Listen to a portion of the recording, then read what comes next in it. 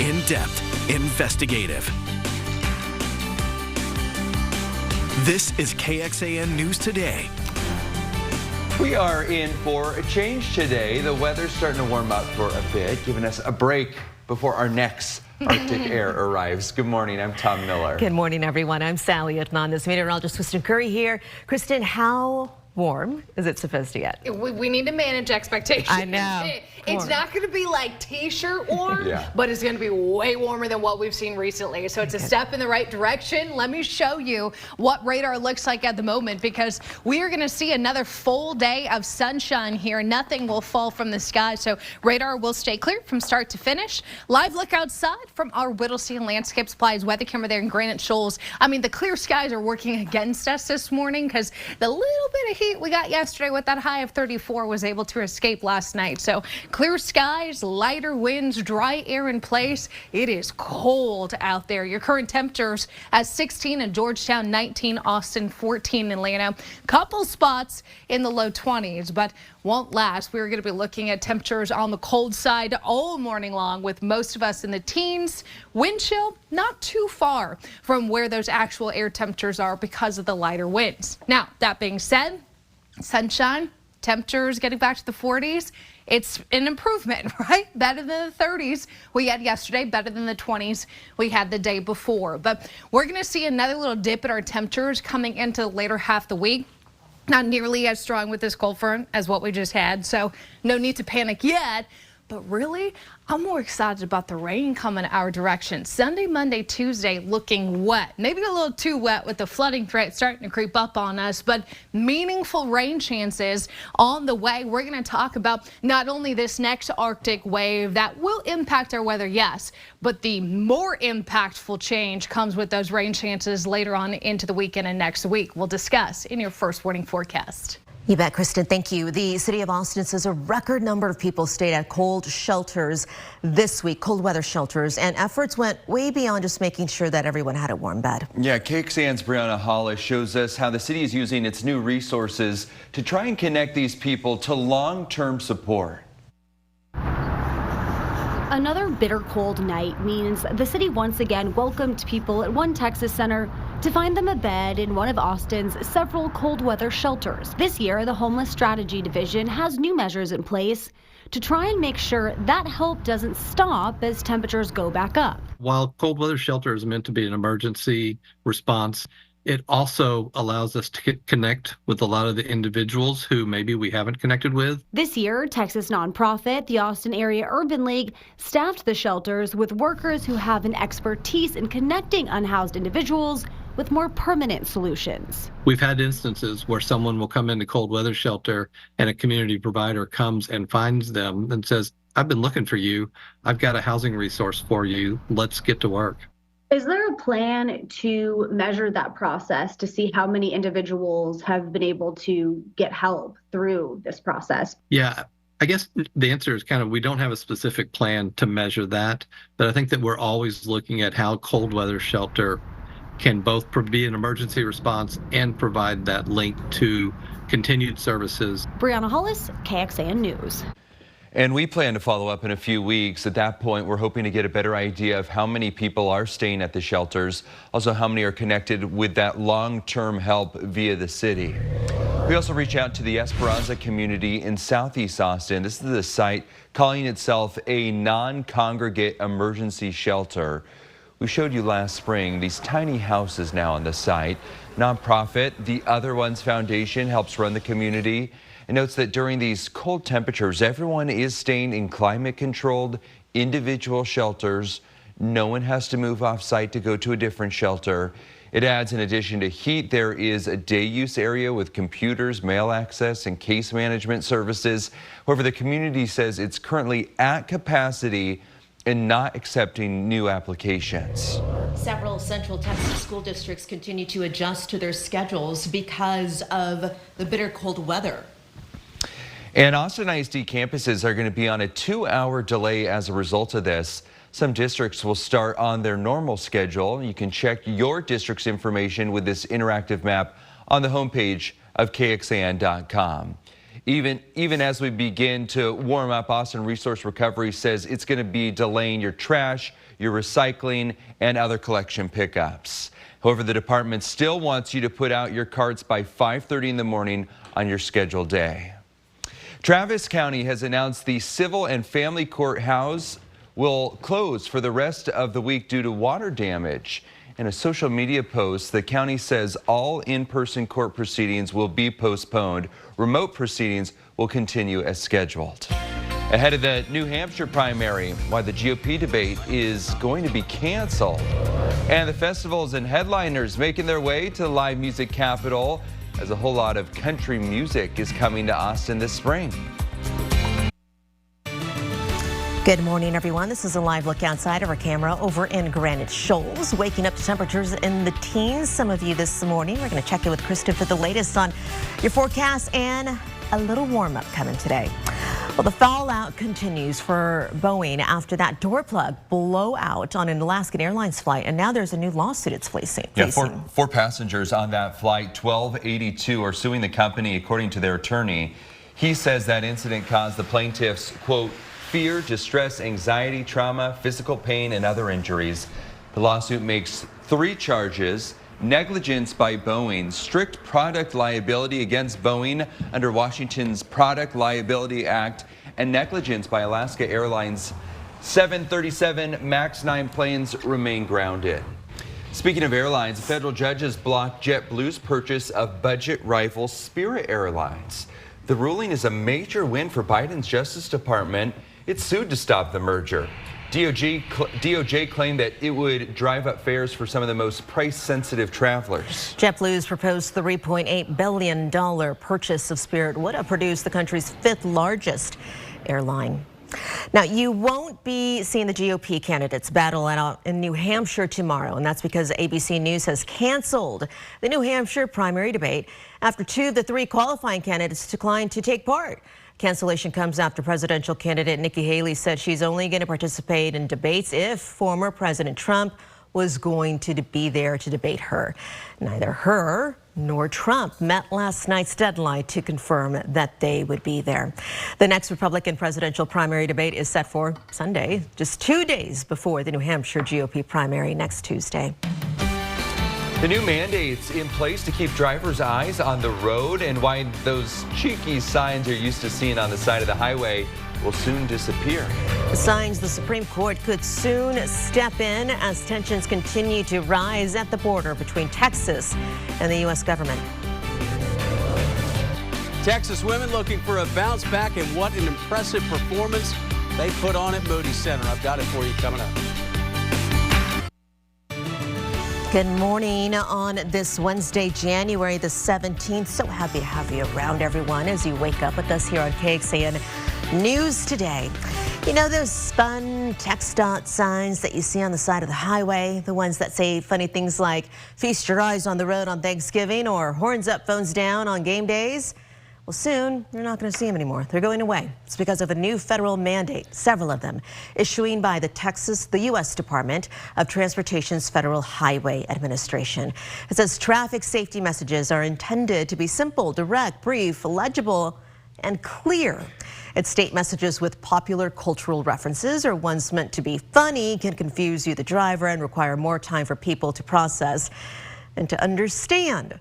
KXAN has reached out to TxDOT for comment regarding the latest federal regulations, but we haven't heard back yet. It's really an end of an era here. Those signs, part of TxDOT's anti-DWI campaign that began back in 2012. What started with signs saying don't drink and drive turned into those witty signs to get drivers' attention. TxDOT's current Drive Sober, No Regrets campaign now includes social media elements as well as interactive pop-ups and displays. Taking your eyes off the road for even 5 seconds at 55 miles an hour is the equivalent to traveling the length of a football field without looking. That's according to a Centers for Disease Control and Prevention study on distracted driving. The risks of a crash are high when motorists lose focus, and those risks are even higher at fast speeds. Well, some of the biggest names in country music are going to head to Austin this spring for the iHeart Country Festival. The lineup actually came out this week, and we tell you that the festival is going to return with its 11th year on Saturday, May 4th, once again over at the Moody Center. Other headliners include Jason Aldean, Jelly Roll, Old Dominion, Lady A, and Brothers Osborne, just to name a few. The show is going to be hosted by Friends of Austin, of course, Bobby Bones know him. Tickets go on sale to the general public on Friday, January 26th at noon at Ticketmaster. Eligible Capital One cardholders, you're the ones who get exclusive access to pre-sale tickets, and that starts next Tuesday. You gonna be in the crowd? I hope so. How's that lineup to you? Incredible. Yeah? Yeah. I think because they always have some of the new and hot artists now, but also some of the ones that have been here for a while, like Jason Aldean, you know? So. Yeah. No, I think it's a good lineup. And Jelly Roll is really making headlines all over the place. He really is, so yeah. I think that was a big get, in my opinion. Okay, let me show you what's going on with your forecast as far as what's happening outside this morning. We've got clear skies, not just here in Central Texas, but really across the entire state. You look up the pipeline, though, northwest, seeing rain and snow. This will be our next weather maker. This is going to send a cold front to us, but the bulk of the energy, the bulk of the rain and snow is actually going to stay north. But nice little cinnamon swirl there moving along the Pacific Northwest shore. Temperatures this morning, the highlight because it is cold out there, dangerously cold with these numbers, sub 20 degrees across most of the area. Most of us are going to walk out to the teens, but the winds are light. I'm not seeing any major wind chill factor this morning. But that being said, the wind chill advisory is going to kick in and stay in place through 10 a.m. So it's possible maybe we get a 5-6 mile per hour wind, and that would be enough to take a temperature like 17 degrees here in Austin, bring it down to 14, if not colder. So make sure parents get those kids bundled up before they go out to school this morning. We've got several already on a delay. You can check to make sure your kid's going to school on time on our website, KXAN.com. We will recover some today, getting back to the 40s, better than yesterday's 34, with today's forecast high coming closer to 46. And again, ton of sunshine to help get us there. Winds in general light. By the way, that hard freeze warning is set to expire too at 10 a.m. We will get down close to freezing tonight, but nowhere near where we've been. Let's talk about tomorrow, because tomorrow here comes another cold front. It's going to come in late night.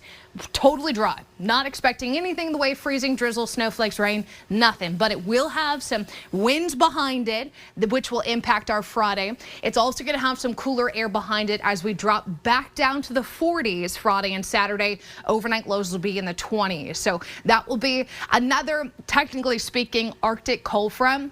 Not the same kind of power, the one we just had on Sunday, though. We're not going to expect teens. We're not going to expect highs in the 20s. It'll be highs in the 40s and lows in the 20s. Then comes the rain. Starting Sunday, we're going to watch a trough, a storm system develop to our west, send in a couple little disturbances our way, which keeps the rain chance around Monday and again on Tuesday. Same thing Wednesday. Next week is trending wet. So 7-day rainfall. We've got about 3/4 of an inch to upwards of 2 inches to maybe even 3 inches the further east you go. That all starts Sunday, takes us through at least the middle of next week.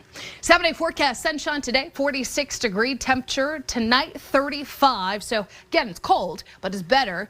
Thursday, tomorrow, highs in the upper 60s, but don't get too comfortable because, as I mentioned, we get a little taste of that cold air again. Friday, Saturday, highs in the 40s. Overnight lows back down to the 20s by the time we hit Friday night. So another hard freeze expected heading into the weekend, but temperatures, I should say, moderating some, getting into the later part of the weekend. Highs in the 40s to the 60s next week, finally getting closer to normal too, with a good looking rain chance. That's a 90% chance of widespread rain Monday, potentially heavy rain at that as we get into next week.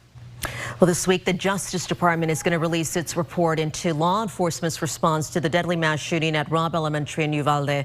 Uvalde CISD superintendent said the findings of the federal investigation should be coming out tomorrow in the afternoon. Yeah, the superintendent made that announcement during this week's school board meeting. District says counselors will be available for students and staff. A gunman shot and killed 19 students and 2 teachers in May 2022 there. Justice Department officials previously said the review would focus on the law enforcement response. It's a step prompted by contradictory information from authorities at the time. The DOJ says it also plans to identify lessons learned and best practices to help first responders prepare for active shooter events. 2 months after that shooting, a group of state lawmakers found nearly 400 officers responded to the shooting, but they waited more than an hour to confront the attacker. Their findings show egregiously, that's a quote, poor decision making led to hundreds of heavily armed officers waiting in the hallway as the gunman fired into 2 classrooms. Since the attack, at least 5 officers have lost their jobs, including 2 Department of Public Safety officers and Uvalde's school police chief. Uvalde County District Attorney Christina Mitchell has said that her criminal investigation into the response will continue this year. Lawmakers in Congress announced a deal to expand the child tax credit. It also plans to give some tax breaks to businesses. The deal would enhance refundable child tax credits. It would provide help to about 16 million kids in low-income families. This deal still needs to be ironed out here and passed through the Republican-led House and the Democratic-led Senate. Nearly 650 people stayed overnight in Austin's cold weather shelters. That's a new record we're getting from city leaders. Yeah, and they needed that help there. They say they can add more beds if needed. And as KXAN Sarah Alshea explains, churches and nonprofits also helping out here with the high demand, making sure no part of the city is forced to stay in the cold. Well, we have chicken noodle soup, we have lasagna, we have beef pasta.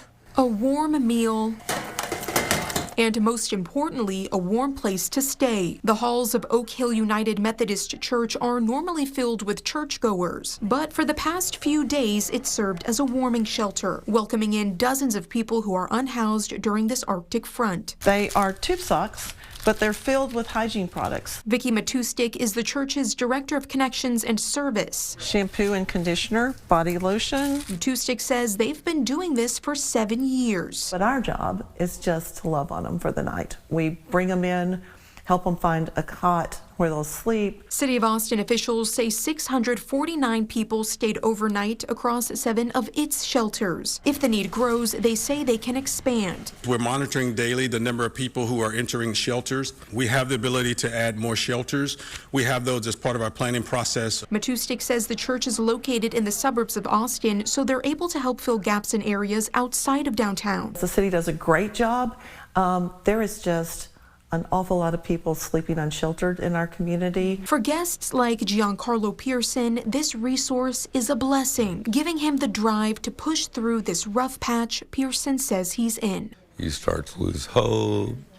You know, there's no one to turn to. These wonderful people open their doors and welcome you with open arms. Sarah Alsheh, KXAN News. City leaders believe that the shelter numbers are higher than ever because of improved efforts to communicate with the unhoused population. They say that text messages help spread the word about shelter operations, as well as having partner organizations going to campsites to share that information in person. Some out on the streets during the steep freeze are taking dangerous steps to stay warm. The Austin Fire Department believes it led to that 2-story building going up in flames that we told you about yesterday morning. AFD also says they found a person dead on Sunday night near Mopac and Steck Avenue after responding to an outdoor fire at a homeless encampment. Anyone in need of overnight shelter can register now until 8 p.m. at One Texas Center. For the shelter after 8 o'clock at night, you can contact Austin 311. This is KXAN Sports, brought to you by Thomas J. Henry. Good morning to you. Texas women back home after that tough loss to Kansas State on Saturday. Not only lost the game, but lost Deanna Gaston again. Gaston out with an ankle injury. Remember, she missed the first part of the season with an ankle injury. Take it on Kansas, and, well, Texas came to play. Aaliyah Moore on her birthday, knocking down the 3. KU beat Baylor by 21 last week. They'd won 2 in a row, but Texas defense to offense, and Shea Holly finds Hadijah Fye on the fly, and Longhorns put together a big first quarter. Again, loose ball, Madison Booker seeing the floor. Shea Holly tees up the 3, knocks it down, and Texas an early 13-point lead. Look at the move by Booker right here. Boy, a freshman's just not supposed to make that move. Need to see it again. Goes behind her back with her offhand, the left, and then shoots it with the left. She had 15 points, and left her team in awe. How about Aaliyah Moore on her birthday? Hits all 7 shots. That one, she scored 17 points. Second half, more of the same. Jacqueline went and Tonda the block. Shaylee Gonzalez, the finish. A very proud Vic Schaefer after a bounce-back win over a solid team in impressive fashion. Really proud of our kids, y'all. I'm amazed, really, to be honest with you. I'm so proud of them, and they just continue to amaze me with their resiliency. You know, we had a tough loss Saturday. When you lose Rory and Deanna, like one person can't make that up, 2 people can't even. We know that's going to have to be a team effort. So I think just everyone doing what they can, doing their part, just staying positive about it too. Back on the road for the Longhorns Saturday at Oklahoma State. Texas men in action, trying to avoid an 0-3 or a 1-3 start rather in Big 12 play. They host Central Florida tonight at 7 at Moody. Back to you. For those listening on the KXAN Today podcast, thank you so much for joining us. Here's what else we're tracking for you on KXAN News at 5. The city of Austin wants your input where it's planning to make playtime more inclusive.